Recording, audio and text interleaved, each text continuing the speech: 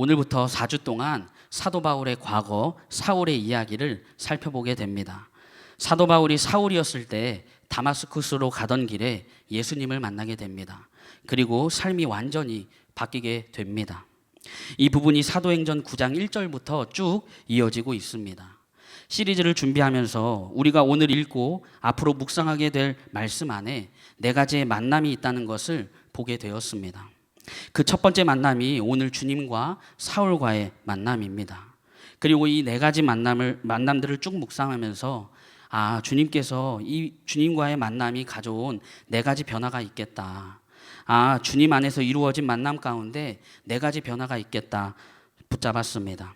오늘 그 첫 번째 변화로 내 길에서 주님의 길이라는 제목을 붙잡고 함께 말씀을 나누고 싶습니다. 먼저 말씀을 준비하면서 질문 몇 가지를 하게 되었습니다. 오늘 말씀에 주님과 사울이 만나게 되었는데 우리는 주님과 어떻게 만날 수 있을까? 그래서 사울처럼 어떻게 변할 수 있을까? 질문하게 되었습니다. 그래서 우리가 어떻게 하면 주님을 만날 수 있을까? 이 질문을 우리가 먼저 살펴보고 싶습니다. 오늘 말씀 1절부터 5절을 보면 사울은 여전히 주님의 제자들을 위협하면서 살기를 띠고 있었다. 그는 대제사장에게 가서 다마스쿠스에 있는 여러 회당으로 보내는 편지를 써달라고 하였다. 그는 그 도를 믿는 사람들은 남자나 여자나 가리지 않고 닥치는 대로 묶어서 예루살렘으로 끌고 오려는 것이었다.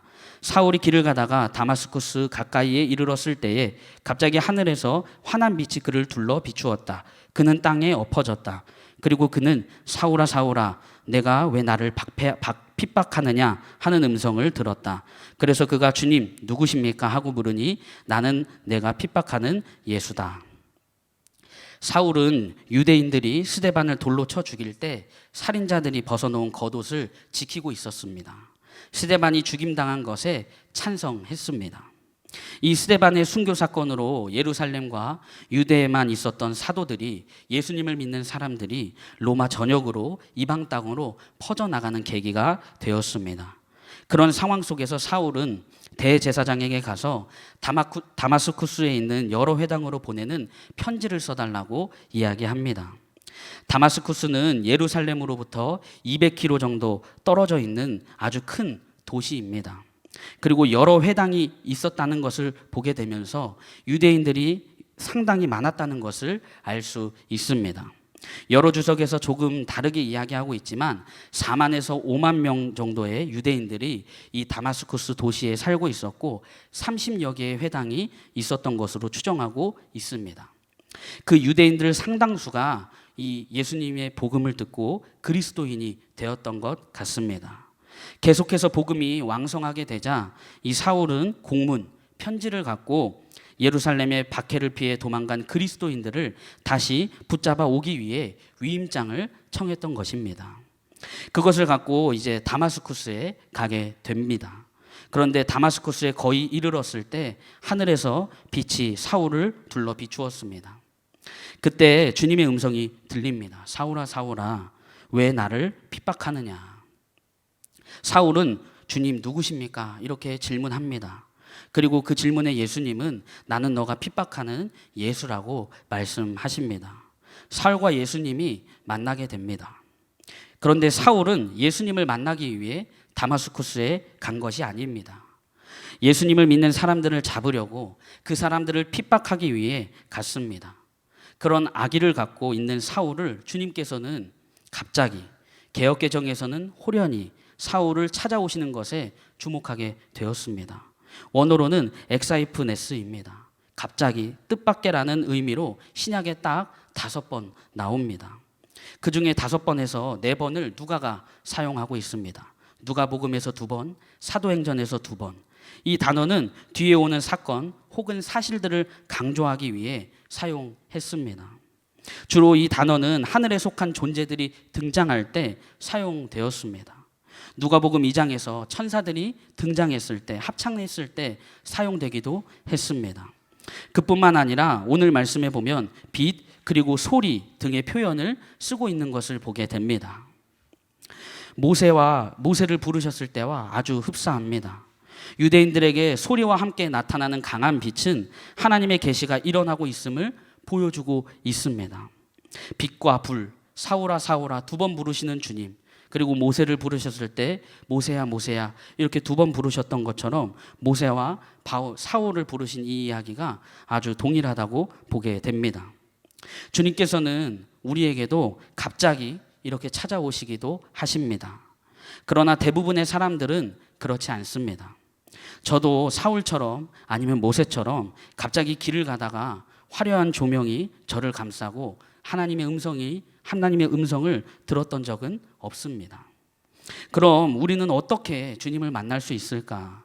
어떻게 하면 주님을 만날 수 있을까? 질문하게 됩니다. 저는 오늘 말씀을 묵상하면서 이 질문에 대해 여러 번 질문했습니다. 하지만 답은 이렇게 계속 나왔습니다. 저도 모릅니다. 혹시 저와 사무실을 같이 쓰고 있는 조승희 목사님은 알고 계실까 해서 물어봤습니다. 목사님도 모른다고 이야기했습니다. 그런데 한 가지 이야기해 주신 것이 있습니다. 주님과 만나는 것, 그것은 전적으로 주님께 달려 있다는 것입니다. 오늘 말씀을 통해 만남은 전적으로 주님께 달려 있다는 것을 붙잡으면서 동시에 기대하게 되었습니다. 예수님의 제자들을 죽이려 가는 사람조차 만나시는 주님께서 우리를 만나주시지 않을까, 우리도 만나주시지 않을까 기대하게 되었습니다.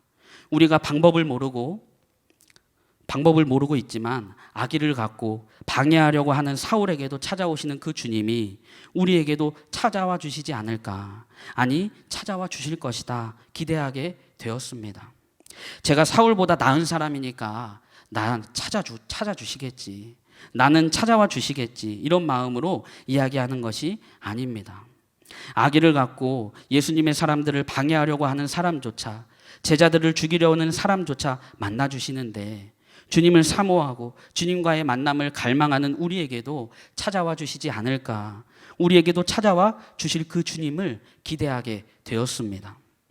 하나님을 만나고 싶어하는 한 어린 소년이 있었습니다. 그래서 그 소년은 초콜릿과 음료수를 배낭에 챙겨들고 여행길에 나섰습니다. 그냥 집에서 조금 멀리 떨어진 공원까지 걸어간 것이었습니다.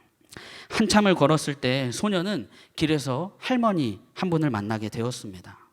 할머니는 지치고 배도 고파 보였습니다. 그래서 초콜릿을 꺼내 할머니에게 드렸습니다. 할머니는 고맙게 받아 드시고 소년에게 웃음을 지어 보이셨습니다. 할머니의 그 모습이 너무나도 아름다웠기에 이번에는 음료수도 꺼내 드렸습니다. 할머니는 또다시 웃음을 보이셨습니다. 할머니와 소년은 가끔씩 서로를 바라볼 뿐 아무 말도, 다른 말은 한마디도 하지 않고 그렇게 앉아 있었습니다. 이제 날이 어두워지자 소년은 피곤함을 느꼈습니다. 그래서 자리에서 일어섰습니다. 몇 걸음 돌아가려고 걸음하다가 멈춰서 달려가 할머니를 꼭 껴안아 드렸습니다. 집으로 돌아온 소년의 얼굴에는 행복이 넘쳐 흘렀습니다. 소년의 어머니는 소년의 이 행복한 표정을 보고 소년에게 물었습니다. 오늘 무엇을 했기에 그렇게 행복하니? 왜 그렇게 행복해 보이니? 이 질문에 소년은 이렇게 대답했습니다. 엄마, 오늘 하나님과 함께 점심을 먹었어요. 엄마도 아세요? 하나님은 내가 여태껏 본 중에 가장 아름다운 미소를 지니고 계셨어요. 할머니의 아들 역시 할머니의 얼굴에 나타난 그 평화로운 표정을 보고 놀라서 물었습니다. 어머니, 오늘 무슨 일이 있었기에 그렇게 행복해 보이세요? 할머니가 대답했습니다. 오늘 공원에서 하나님과 함께 초콜릿을 먹었단다. 음료수도 같이 마셨단다. 너도 아니? 그분은 내가 생각했던 것보다 훨씬 젊더구나. 오늘 이 자리에 계신 분들 모두 주님과의 만남에 대한 갈망과 주님과의 만남을 사모하시는 분들이라 믿습니다. 저 역시 주님과 늘 만나고 싶습니다. 그러나 우리는 방법이 없습니다. 주님은 우리가 무엇을 해야 만나게 되는 그런 분이 아니십니다. 주님과의 만남은 전적으로 주님께 달려 있습니다. 마더 테레사는 하루에 5번만이라도 미소를 지으라고 이야기했습니다. 그러면 주위 사람들이 주님으로 바뀔 것이고 쉽게 주님을 뵐 수 있을 것이라고 이야기했습니다. 우리가 웃으면서 우리를 만나 주실 그 주님을 함께 기대하고 싶습니다. 주님의 제자들을 죽이러 가는 사람, 그 사울을 주님은 만나 주셨습니다. 주님은 악의를 갖고 주님의 제자들을 방해하려고 오는 그 사울을 만나 주셨습니다. 그 주님이 우리도 만나 주시지 않을까? 아니, 우리를 만나 주실 그 주님을 함께 기대하고 싶습니다. 주님과의 만남을 기대합니다. 주님, 우리를 만나 주십시오. 이렇게 첫 번째로 붙잡고 함께 기도하고 싶습니다. 주님은 갑자기 찾아오시고 악의를 갖고 있는 사람도 만나 주신다는 것을 보게 되면서 주님과의 만남을 우리가 함께 기대했습니다. 이제 사울과 주님과의 만남으로 인해 사울이 변화하게 됩니다. 그 첫 번째 변화로 자신이 무엇을 했는지 알게 된다는 것을 붙잡게 되었습니다. 자신이 무엇을 했는지 알게 되었습니다. 오늘 말씀 3절부터 5절을 보면 사울이 길을 가다가 다마스쿠스 가까이에 이르렀을 때에 갑자기 하늘에서 환한 빛이 그를 둘러 비추었다. 그는 땅에 엎어졌다. 그리고 그는 사울아 사울아 내가 왜 나를 핍박하느냐 하는 음성을 들었다. 그래서 그가 주님 누구십니까 하고 물으니 나는 내가 핍박하는 예수다. 사울은 제자들을 핍박하고 방해하고 잡아넣는 이 일이 옳다고 생각했습니다. 자신이 옳은 일을 한다고 생각했습니다. 사울은 모세의 율법에 정통했고 정말 이 율법에 진심이었습니다. 그리고 율법과 예언이 말하고 있는 메시아의 도래에 강력한 희망을 품고 있었던 사람이었습니다. 메시아를 기다렸던 사람이었습니다. 그런데 그런 사울이 주님과의 만남을 통해 누구보다 앞장서서 메시아이신 예수 그리스도와 그 복음을 전하고 있는 제자들의 길을 막아서고 그들을 핍박하고 박해하고 있는 것을 알게 되었습니다. 사울은 자신이 진정 원했던 것을 행하지 않고 오히려 자신이 미워했던 것을 행하고 있었다는 것을 깨닫게 되었습니다. 로마서 7장 15절에 보면 나는 내가 하는 일을 도무지 알 수 없습니다. 내가 해야겠다고 생각하는 일은 하지 않고 도리어 해서는 안 되겠다고 생각하는 일을 하고 있으니 말입니다. 율법과 죄의 관계에 대해서 이야기할 때 사도 바울이 이야기했던 이야기입니다. 자신은 메시아를 기다리고 율법을 열심히 지키는 일을 했는데 그게 옳다고 생각을 했는데 도리어 해서는 안 되겠다고 생각하는 일을 하고 있었다고 말하고 있는 것입니다. 우리도 살아가면서 이건 옳은 일이야, 이건 하나님을 위한 일이야 라고 생각해서 한 행동들이 나중에 알고 보니 도리어 하나님의 영광을 가리는 경우가 있겠다 싶습니다. 다시 말하면 우리가 살아가면서 이건 옳은 일이야, 이건 하나님을 위한 일이잖아, 이렇게 해서 했던 행동들이 있습니다. 그런데 나중에 알고 보니까 전혀 옳은 일이 아니고 도리어 하나님의 영광을 가리는 일이 있을 수 있겠다 싶습니다. 대표적으로 십자군 전쟁이 떠올랐습니다. 11세기 말에서 13세기 말 사이에 서유럽의 교회들이 성지 예루살렘을 이슬람으로부터 탈환하기 위해 200년 동안 8번에 걸쳐서 일으킨 전쟁입니다. 가슴과 어깨에는 십자가 표시를 했기 때문에 이 전쟁에 참여한 군사를 십자군이라고 불렀습니다.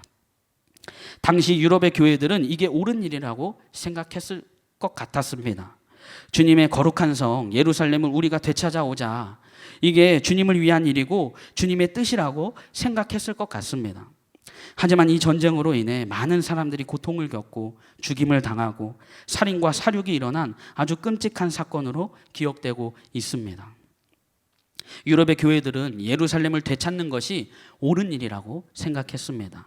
주님의 뜻이라, 주님을 위한 일이라, 주님의 일이라고 생각했습니다. 하지만 그것은 그들의 욕심이었고 돌이킬 수 없는 전쟁 범죄라는 것을 보게 됩니다. 우리도 살아갈 때 옳다고 생각해서 하는 행동들이 있습니다. 이것은 주님의 일이야, 이건 주님께서 기뻐하실 일이야. 하지만 그 일들이 도리어 주님을 가리는 일이 될 수 있다는 것을 기억하고 우리의 행동과 우리의 마음을 함께 점검하고 살아가길 소망합니다. 제 삶에도 이런 경험이 있었나 질문하면서 제 삶을 돌아보게 되었습니다. 2가지 정도 있다는 것을 알게 되었습니다. 교회 학교 수요 예배가 아이들과 함께 수요일에도 예배한다, 부모님 따라온 아이들이 기다리고 놀고 그러는 것이 아니라 주님의 말씀을 듣고 나누고 같이 그렇게 예배한다, 이런 마음으로 시작했습니다. 하지만 오히려 그것이 저의 열심과 저의 능력을 자랑하는 통로가 되고, 아이들을 어떻게 하면 주님의 말씀을 듣고 주님의 말씀대로 살까 고민하기보다 어떻게 하면 아이들과 1시간 정도의 시간을 즐겁게 보낼 수 있을까, 어떻게 하면 다양한 프로그램으로 아이들과 시간을 보낼까, 주님이 점점 사라지는 것을 보게 되었습니다. 그리고 제가 고등학교 입시를 준비하면서 새벽 기도를 해야 되는 거 아니냐라는 당시 사모님의 권유로 80일 새벽 작정 기도회를 시작했습니다. 저는 이것을 되게 자랑스럽게 생각했습니다. 새벽에 남들은 자거나 더 연습하고 공부할 때 저는 교회에 나가 하나님께 기도하고, 그런 것을 되게 자랑스럽게 생각했었습니다. 새벽에 주님 앞에 나와서 기도하고 주님께 나아가는 시간을 가져야 하는데, 저는 80일 동안 내내 붙게 해달라고, 시험에 붙게 해달라고, 나를 좀 붙여달라고 그렇게 기도만 했었습니다. 그런데 나중에 알게 된 사실이지만, 하나님의 뜻과 하나님의 인도하심을 구하기보다, 주님께 나아가는 것을 생각하기보다 내 길과 내 목적 달성을 위한 기도만 했다는 것을 깨닫게 되었습니다. 우리가 주님의 일이라고, 이건 옳은 일이라고 생각하고 행동할 때가 있습니다. 새벽 기도하는 것 옳은 일입니다. 교회 학교 수요예배하는 것 정말 옳은 일입니다. 하지만 오히려 그 일이 하나님의 영광을 가리우고 하나님의 이름을 지우는 일이 아닌지 우리의 마음과 행동을 점검하기 원합니다. 이 일들이 하나님의 영광을 드러내기보다 우리를 드러내고 다른 것을 구하고 있진 않은지 함께 점검하고 싶습니다. 사울은 주님과의 만남을 통해 자신이 무엇을 했는지 알게 되었습니다. 자신이 옳다고 생각한 행동들이 도리어 자신이 기다려온 메시아와 메시아를 전하는 제자들을 핍박하는 일인 것을 알게 되었습니다.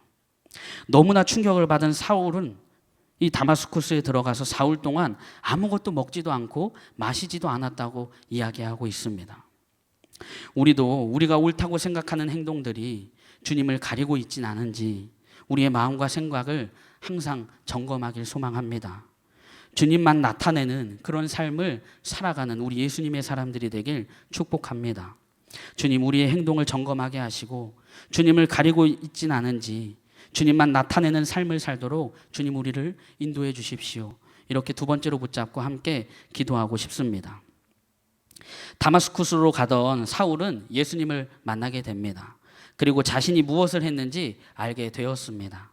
그리고 사울은 다마스쿠스로 들어가게 됩니다. 저는 세 번째로 주님의 길을 가게 된다는 것을 붙잡게 되었습니다. 주님의 길을 가게 됩니다. 오늘 말씀 6절부터 8절을 보면 일어나서 성 안으로 들어가거라. 너가 해야 할 일을 일러줄 사람이 있을 것이다 하는 음성이 들려왔다. 그와 동행하는 사람들은 소리는 들었으나 아무것도 보이지는 않으므로 말을 못하고 멍하게 서 있었다. 사울은 땅에서 일어나서 눈을 떴으나 아무것도 볼 수 없었다. 그래서 사람들이 그의 손을 끌고 다마스쿠스로 데리고 갔다. 자신이 핍박하던 예수님이 메시아이고 하나님의 아들이라는 것을 알게 된 사울은 아무 대답도 하지 못합니다. 그리고 예수님은 그런 사울에게 계속해서 말씀하십니다. 성 안으로 들어가라. 너가 해야 할 일을 일러줄 사람이 있을 거다. 사울은 땅에서 일어나서 눈을 떴습니다. 하지만 아무것도 볼 수 없었습니다.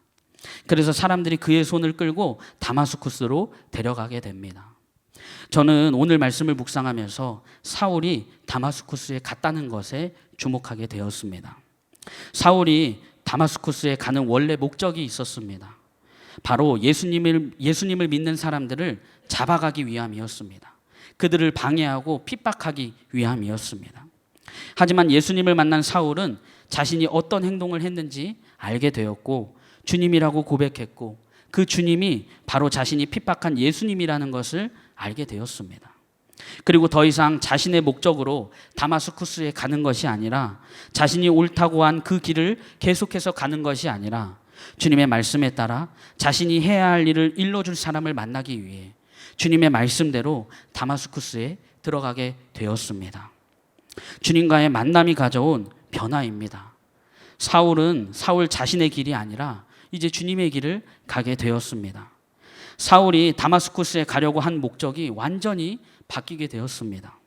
자기가 옳다고 생각해서 갔던 그 길에서 이제는 내가 무슨 일을 해야 할지 알게 되는 길로, 주님의 길로 가게 되었습니다. 사울은 제자들을 잡기 위해 다마스쿠스로 갔습니다.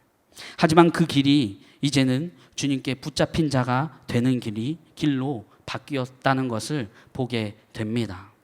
빌립보서 3장 12절을 보면 그리스도 예수께서 나를 사로잡으셨으므로, 개역개정으로 보면 오직 내가 그리스도 예수께 잡힌 바. 오늘 우리도 사울처럼 완전히 변화되길 원합니다. 목적이 완전히 바뀌어지길 원합니다. 주님께 완전히 붙잡힌 자가 되길 소망합니다. 주님의 길을 걸어가는 자가 되길 소망합니다. 교회사의 위대한 인물인 어거스틴은 젊은 시절에는 방탕한 시간들을 보냈습니다. 결혼도 하지 않고 한 여자와 동거하여 아데오다투스라는 아들을 낳기도 했습니다. 그러던 어거스틴이 32세에 밀라노에서 유명한 암브로스의 설교를 듣다가 회심하게 되었습니다. 회심한 후에 성경도 부지런히 읽고 기도하며 신앙생활을 하고 있었던 어느 날 길가에서 옛날에 드나들던 술집의 여인을 만나게 되었습니다. 이 여인은 어거스틴에게 왜 요즘은 저희 집에 들르지 않나요? 라고 유혹을 했습니다. 그러자 어거스틴은 옛날에 어거스틴은 죽었고 나는 새 사람이 되었소 라고 대답했습니다. 고아의 아버지로 유명한 조지 뮬러는 16살이 되던 해에 절도죄로 감옥에 들어갔고 대학에 들어간 후에도 술, 여자, 노름 등으로 방탕한 생활을 했습니다. 그러다가 20살이 되었을 때 그는 예수님을 만나게 됩니다. 그 후 뮬러는 이전과 전혀 다른 사람이 되었습니다. 그는 하나님의 뜻과 여러 성도의 유익을 위해 헌신하게 되었습니다. 온전한 하나님의 사람, 기도의 사람으로 변화되어 갔습니다. 그는 그가 가진 13만 5천 달러의 돈을 모두 이웃을 위해 사용했고 그가 죽었을 때 그에게는 1천 달러의 상당의 재산밖에는 남은 것이 없었습니다. 어거스틴도 조지 뮬러도 자신의 길에서 예수님을 만나게 되었고 주님의 길을 가게 된 것을 보게 됩니다. 전혀 다른 길을 가게 된 것을 보게 됩니다. 삶의 목적이 완전히 바뀌게 된 것을 보게 됩니다. 방금까지 예수님을 전하는 자들을 잡으러 가는 길이었지만 이제는 주님의 길을 가게 됩니다. 사울은 주님과 주님을 믿는 자들을 핍박하던 사람이었으나 주님을 만나고 이방인 전도에 가장 앞장서는 그런 사도가 되었습니다. 갈라디아서 1장 16절부터 17절을 보면 그 아들을 이방 사람에게 전하게 하시려고 그를 나에게 기꺼이 나타내 보이셨습니다. 그때에 나는 사람들과 의논하지 않았고 또 나보다 먼저 사도가 된 사람들을 만나려고 예루살렘으로 올라가지도 않았습니다. 나는 곧바로 아라비아로 갔다가 다마스쿠스로 되돌아갔습니다. 사울은 다마스쿠스로 자신의 길을 갔지만 가는 길에 예수님을 만났고 자신이 어떤 행동을 했는지 알게 되었습니다. 그리고 주님의 길을 가게 되었습니다. 그리고 누구와도 상의하지 않고 주님을 전하는데 앞장서게 되었습니다. 곧바로 주님의 길을 걸어가는 사울의 모습을 보게 됩니다. 주님께 붙잡힌 자가 된 사울을 보게 됩니다. 주님을 만난 성경의 대부분에 있는 인물들도 모두 주님의 길을 갔습니다. 40년 동안 광야에서 양을 치던 모세, 주님을 만나 소명을 갖게 되었고 이집트 사람들과 이스라엘 백성들과 함께 출애굽을 했습니다. 주님의 길을 걸어갔습니다. 아버지와 친척들과 함께 살던 아브라함은 주님의 말씀을 듣고 아버지의 집을 떠나게 됩니다. 주님의 길을 가게 되었습니다. 예수님의 제자들도 마찬가지입니다. 모두 각자의 삶이 있었습니다.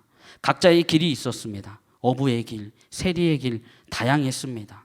하지만 그들 모두 예수님을 만났고 예수님이 부르셨습니다. 그리고 주님의 길을 함께 걷게 되었습니다. 일일이 다 열거할 수 없을 정도로 성경에서 예수님을 만난, 하나님을 만난 사람들은 모두 주님의 길을 갔던 것을 우리가 말씀을 통해 보게 됩니다.